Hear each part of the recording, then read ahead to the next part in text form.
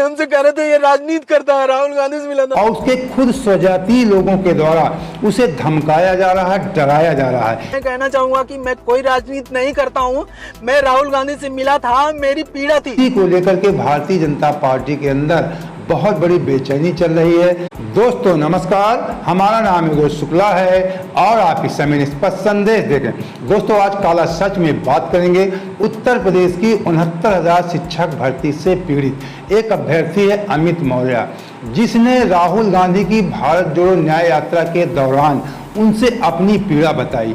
उस पीड़ा बताने का नतीजा ये हुआ कि अब उसे उत्तर प्रदेश की सत्ता पक्ष के लोगों के द्वारा और उसके खुद स्वजातीय लोगों के द्वारा उसे धमकाया जा रहा है, डराया जा रहा है। ये कहा जा रहा है कि तूने राजनीति किया है, अब तेरा कार्य नहीं होगा। दोस्तों मैं थोड़ा सा आपको शिक्षक भर्ती के बारे में थोड़ी सी जानकारी आपको दे दूं, क्योंकि मैंने इस भर्ती को शुरू से कवर किया था। मैंने इस पे सैकड़ों वीडियो बनाए। तो मैं आपको बता दूं, जब 69 शिक्षक भर्ती हुई थी 6 जनवरी 2019 की बात है, उसके बाद से इस भर्ती में लगातार आरोप प्रत्यारोप लगते चले आए हैं। आज भी ये भर्ती आपको बता दूं कंप्लीट नहीं हुई है।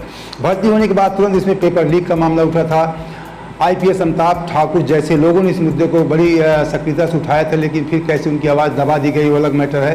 फिर उसके बाद विभाग के द्वारा गलत सवालों के दिए जाने के खिलाफ उत्तर कुंजी का मामला चला, जो अभी तक सॉल्व नहीं हुआ है। और आपको बता दें कि विधानसभा चुनाव के समय यानी सन 2022 में आरक्षण मुद्दा का मामला बहुत तेजी से गरमाया और उत्तर प्रदेश सरकार ने आनन फानन में तुरंत कह दिया कि हम 69 शिक्षक भर्ती से अलग 6,800 भर्ती अलग से करेंगे।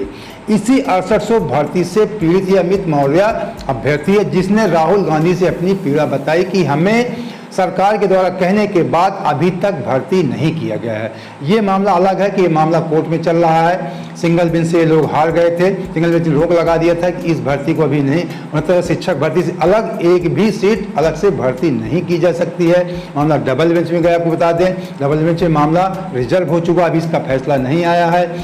इसके अलावा उत्तर कुंजी के बारे में आपको बता दूं कि सन 2022 में नवंबर में फैसला सुप्रीम कोर्ट से अभ्यर्थी जीत कर आते हैं। लगभग 1.5 साल से ऊपर हो गया है, अभी तक सरकार ने उन अभ्यर्थियों को नियुक्ति नहीं दिया है और ये आरक्षण मामला चल ही रहा है। तो सरकार वही कार्य करती है जो सरकार के मन मुवाफिक होता है। सरकार न सुप्रीम कोर्ट मानती है न हाई कोर्ट मानती है। सरकार को जो करना होता है, जब करना होता है, अपने हिसाब से सरकार करती है। 68 सवालों के मामले में हाई कोर्ट क्या फैसला देता है ये तो बात की बात है, लेकिन कोई भी पीड़ित व्यक्ति अपनी आवाज उठा सकता है। वो चाहे शिक्षक भर्ती से हो या किसी भी तरह से कोई मामला हो, कोई भी पीड़ित व्यक्ति अपनी आवाज उठा सकता है। लेकिन हम आपको बता दें, हमने बहुत गंभीरता से तमाम मुद्दे देखे हैं, भर्तियों के संबंध में या अन्य मुद्दे। अगर आपने अपनी आवाज़ उठाया और मीडिया में या अखबारों में छपवाने का प्रयास किया, टीवी चैनल पहले बात तो निकाला नहीं जाता।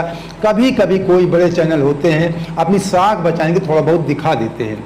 ज़्यादातर मामले सोशल मीडिया पे ही वायरल होते हैं। अगर आपने ऐसा किया तो आपका कार्य अवश्य नहीं किया जाएगा।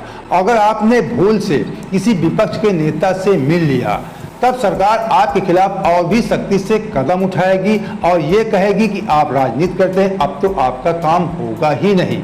तो जो 69 शिक्षक भर्ती से पीड़ित अमित मौर्य है, जिसने अपनी पीड़ा राहुल गांधी से बताया था, अब उसके साथ क्या गुजर रही है थोड़ा आप देख लीजिए। मेरा नाम अमित मौर्य है। यही हमारे गांव के पास में एक अमरपाल मौर्य जी एक छोटा सा कार्यक्रम था, मौर्य सभा, उसी में आए थे। ये राज्यसभा सदस्य हैं, हो सकता है हमारी बात वहाँ तक पहुँचाएं। मोदी जी से मिलते रहते हैं, योगी जी से मिलते रहते हैं, तो न्याय दिलाने की बात करें। मैं यही उम्मीद के साथ आया था, एक ज्ञापन लिया था। तो मैंने कहा सर 2 मिनट मुझसे बात करनी है। तो सर ने हमारा ज्ञापन, हमें जैसे 69,000 का नाम लिया, उन्होंने हमारा ज्ञापन ऐसे ले लिया, हाथ में पकड़ लिया, ना कुछ सुना ना कुछ कहा कि अभी बात करते हैं। फिर कुछ लोगों का कहना था कि ये राजनीति करता है, राहुल गांधी से मिला था। मैं कहना चाहूँगा कि मैं कोई राजनीति नहीं करता हूँ, मैं राहुल गांधी से मिला था, मेरी पीड़ा थी। मैंने उनसे ये कहा था कि आप मिल के राहुल गांधी को एक पत्र लिखिए, आप जाइए राहुल गांधी को एक पत्र लिखिए कि हम लोगों के साथ अन्याय हुआ है, वो हम लोगों को न्याय दिलाने का प्रयास करें, जैसा कि राहुल गांधी ने पत्र को लिखा भी था। वहाँ मुझे धमकी दी जा रही थी क्योंकि मैं वहाँ अकेले था। हमारे समाज के लोग ऐसे देख रहे थे, हमारे समाज के नेता ऐसे देख रहे थे। कुछ नहीं कर रहे थे, हमसे कह रहे थे ये राजनीति करता है, राहुल गांधी से मिला था। मैं राजनीति नहीं करता हूँ, मैं सच बता रहा हूँ, राजनीति करता हूँ। इस भर्ती ने मुझे हर पल मारा है मुझे। इसका सबसे बड़ा अपराध है कि इसने अपनी पीड़ा राहुल गांधी से क्यों बता दिया। इसीलिए इसे टार्चर किया जा रहा है कि तुम राजनीति करते हो, अब तुम्हारा काम नहीं होता। अगर ये राहुल गांधी से ना मिला होता तो निश्चित तौर पर इसकी बात जरूर सुनी जाती। काम होता ना होता वो बात की बात है, क्योंकि मैंने बताया कि ये मैटर कोर्ट में है, काम होना ना होना एक अलग बात है। लेकिन अब इसकी बात सुनी ही नहीं जा रही। इसके समाज के लोग ही इसे तिरस्कार कर रहे हैं कि तू राजनीति करता है, तू राहुल गांधी से क्यों मिला। इसे भगाया जाता है समाज के सत्ता पक्ष के लोगों के द्वारा, समाज के लोगों के द्वारा। समाज का मतलब आप समझ सकते हैं कि वही लोग जो इसके समाज के सत्ता पक्ष में शामिल है, वो लोग इसका तिरस्कार कर रहे हैं कि तू राजनीति कर रहा है। क्योंकि इस समय राहुल गांधी भी ओबीसी का मुद्दा बहुत तेजी से उठा रहे हैं। ये कह रहे हैं कि इनको इनका अधिकार नहीं मिलता, हमारी सरकार आएगी तो हम जाति जनगणना करवाएंगे, इनका अधिकार दिलाएंगे। इसी को लेकर के भारतीय जनता पार्टी के अंदर बहुत बड़ी बेचैनी चल रही है, क्योंकि राहुल गांधी यहाँ तक कह देते हैं कि मोदी जी ओबीसी का तो वोट लेते हैं लेकिन ओबीसी के लिए कोई कार्य नहीं करते। क्योंकि राहुल गांधी कहते हैं कि मोदी जी ओबीसी में पैदा नहीं हुए थे, ये जनरल कास्ट में पैदा हुए थे, इसीलिए ये ओबीसी का दर्द नहीं समझते, इसीलिए ओबीसी से कभी हाथ नहीं मिलाते, ओबीसी से कभी गले नहीं मिलते। तो जब इस तरह के आरोप राहुल गांधी लगा रहे हैं तो भारतीय जनता पार्टी के अंदर बेचैनी बढ़ती जा रही है कि कहीं मोदी जी के आने से, आपको बता दें एक जानकारी देने, महत्वपूर्ण जानकारी, कि पहले मोदी जी के आने से पहले भारतीय जनता पार्टी को ओबीसी का 22% वोट मिलता था। जो मोदी जी के आने के बाद यानी सन 2019 के बाद आप समझ लीजिए ये वोट बढ़ के 44% तक पहुंच गया है।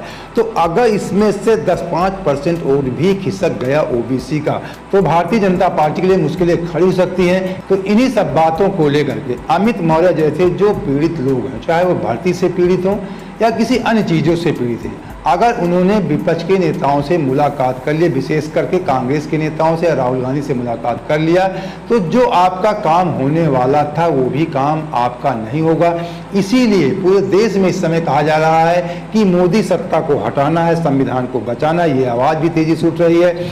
इस समय आप लोग समाज में या सोशल मीडिया में आप देख रहे होंगे कि ये आवाज़ उठ रही है कि मोदी जी तानाशाह हैं, आखिरी चुनाव है, इसके बाद चुनाव नहीं होगा। तमाम नेता भी अपने भाषणों से कहते हैं कि आखिरी चुनाव है, संभल जाइए, इसके बाद चुनाव नहीं होगा। तमाम यूट्यूबर भी सोशल मीडिया वीडियो बना के डाल रहे हैं कि देश को बचा लीजिए, ये आखिरी चुनाव है, इसके बाद अगर चुनाव होगा भी तो वो चुनाव जैसे रूस और चाइना में होता है, उत्तर कोरिया में होता है, केवल दिखावे के लिए चुनाव होगा और देश में डिक्टेटरशिप लागू हो जाएगी। तो ये जो आवाज़ें समाज में उठ रही हैं, इन आवाज़ों पर अमित मौर्य जैसे जो पीड़ित लोग हैं उनकी मोहर भी लग जाती है। तो दोस्तों उम्मीद करते हैं कि आपको हमारा वीडियो पसंद आया होगा। पहली बार जो है तुरंत हमारे चैनल सब्सक्राइब कर लीजिए और वीडियो को लाइक करके दोस्तों को शेयर भी कर दीजिए। जय हिंद, जय भारत।